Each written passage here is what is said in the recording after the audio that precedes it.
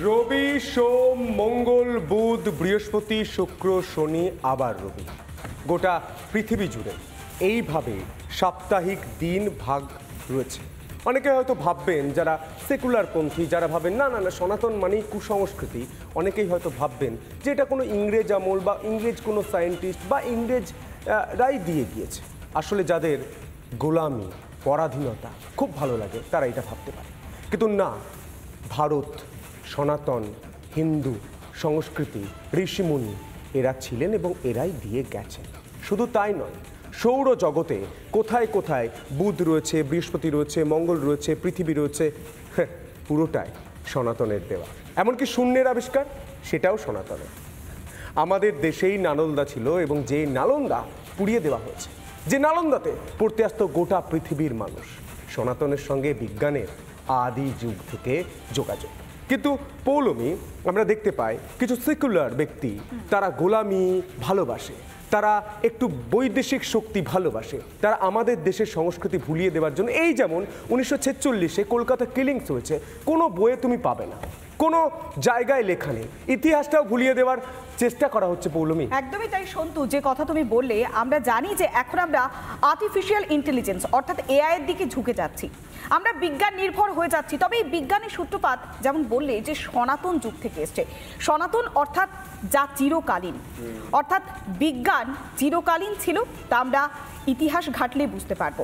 যদি চরকের কথা বলি, সুশ্রুতের কথা বলি, বিজ্ঞানের ক্ষেত্রে আমরা যদি চিকিৎসা শাস্ত্রের দিকে মাথা দিই, তাহলে সেখানেও বোঝা যাবে। যেমন তুমি শূন্যের কথা বললে, চরক সংহিতায় যেখানে অস্ত্রোপচার থেকে শুরু করে ভ্রূণ কিভাবে তৈরি হচ্ছে তার বিবরণ ছিল সেই চরক সংহিতায়, যা এখনো পর্যন্ত পাথেয় করে এগোচ্ছে বেশ কয়েকজন বিজ্ঞানীরাও। আমরা তাহলে একটু আলোচনার দিকে যাই এবং সনাতন আর বিজ্ঞাপন। ডিএনএর উল্লেখ কিন্তু এই আমরা দেখতে পাই এই পুরনো গ্রন্থ, এই তুমি যেমন বলছিলে সেই জায়গা থেকে কিন্তু আমরা দেখতে পাই। এত এত এগিয়ে ছিল আমাদের চিকিৎসা শাস্ত্র, এত আমাদের এগিয়ে ছিল জ্যোতিষশাস্ত্র। এই মুহূর্তে জিষ্ণুবাবু আমাদের সঙ্গে সরাসরি রয়েছেন।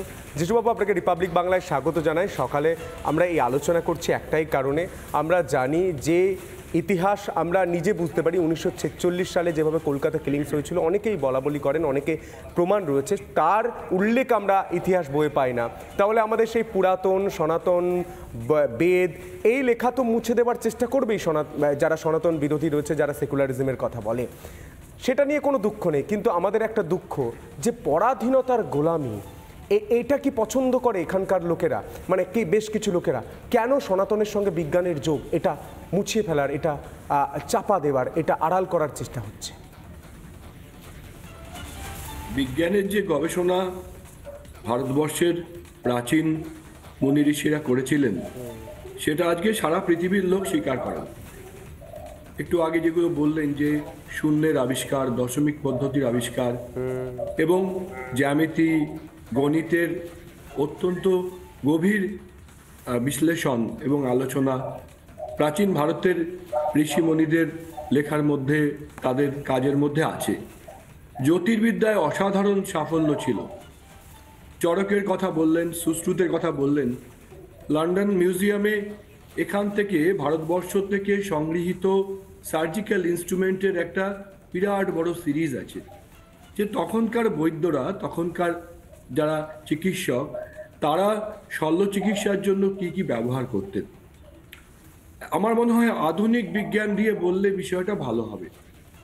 আধুনিক বিজ্ঞানে 1900 সালের একটু আগে থেকে 1950 পর্যন্ত ভারতবর্ষের বিজ্ঞানীদের যে সাফল্য, মানে ধরুন আজকে আমরা এই সম্প্রচার করছি, আমাদের কাছে মোবাইল ফোন আছে, আমাদের বাড়িতে মাইক্রোওয়েভ আছে, ইন্টারকন্টিনেন্টাল ব্যালিস্টিক মিসাইল, এই সবের পেছনে জগদীশচন্দ্র বসুর সেই যে কার্বন কোহেরিয়ার দিয়ে সংকেত পাঠানোর যে পদ্ধতি তিনি আবিষ্কার করেছিলেন, তার মূলে আছে ওই আবিষ্কার।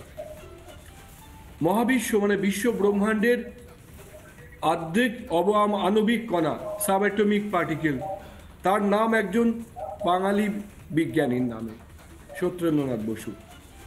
তাই এই যে এটাকে আমরা কলোনিয়াল সায়েন্স, একটু আপনারা যেটা বলছিলেন যে এখনো পর্যন্ত কলোনিয়াল হ্যাংওভার আছে, এই বিজ্ঞানের প্রগতিকে আমরা কলোনিয়াল সায়েন্স দিয়ে ব্যাখ্যা করতে পারি না।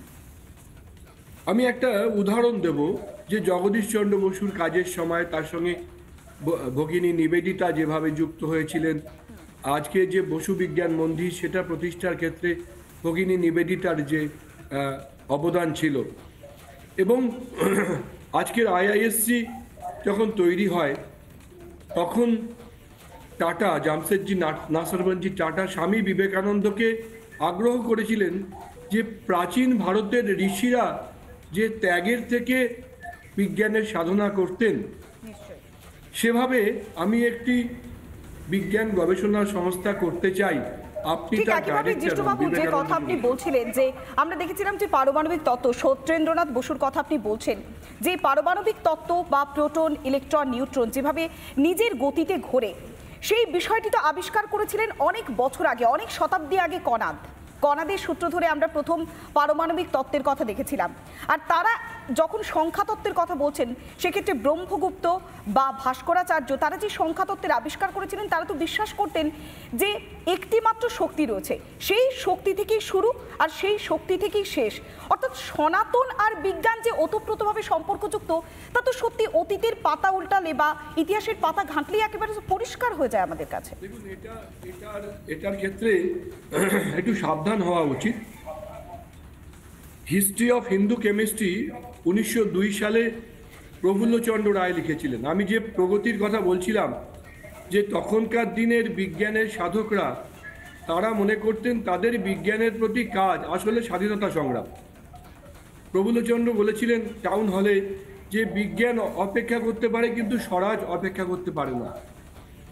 তাই এটার পেছনে যে ছিল সেটা আপনি যেগুলো বলছেন, যে প্রাচীন ভারতের বিজ্ঞানীদের, ঋষি মণিদের যে আবিষ্কার, তাদের কনফিডেন্স এসেছিল সেখান থেকে। বিভূতিভূষণ দত্ত লিখেছিলেন হিস্ট্রি অফ হিন্দু ম্যাথামেটিক্স।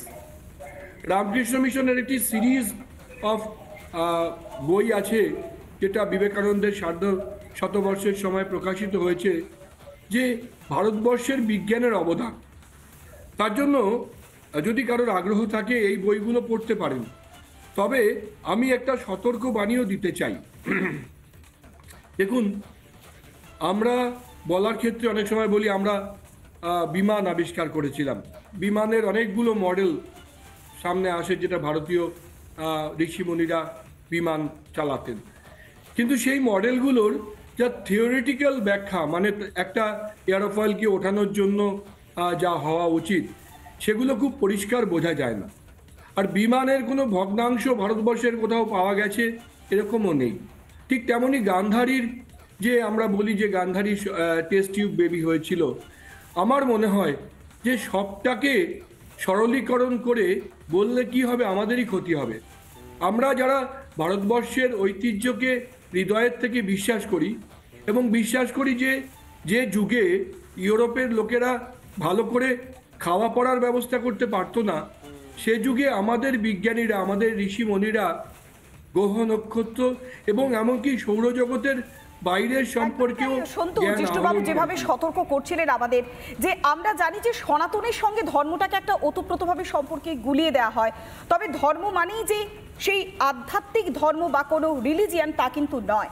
আমাদের তা বিষয়টি স্পষ্টভাবে বুঝিয়ে দিলেন সাহা ইনস্টিটিউট অফ নিউক্লিয়ার ফিজিক্সের গবেষক জিষ্টু বসু। সন্তু, আধ্যাত্মিকতা, ধর্ম আর সনাতন, এইগুলোর মধ্যে অনেকটা গভীর একটা অর্থ রয়েছে সন্তু। একদমই তাই। আমরা মহাভারত বা রামায়ণ যখন পড়ি তখন পুষ্পক রথ এবং ব্রহ্মাস্ত্রের কথা আমরা শুনি, কিন্তু ব্রহ্মাস্ত্র বা পুষ্পক রথের সঙ্গে এই বিজ্ঞানে কি যোগ রয়েছে? পুষ্পক রথ যেমন বিমানের কথা বলা হচ্ছিল, ব্রহ্মাস্ত্র অর্থাৎ পারমাণবিক বোমাও বলা যায়, বা সামরিক অস্ত্র যা অত্যাধুনিক রয়েছে।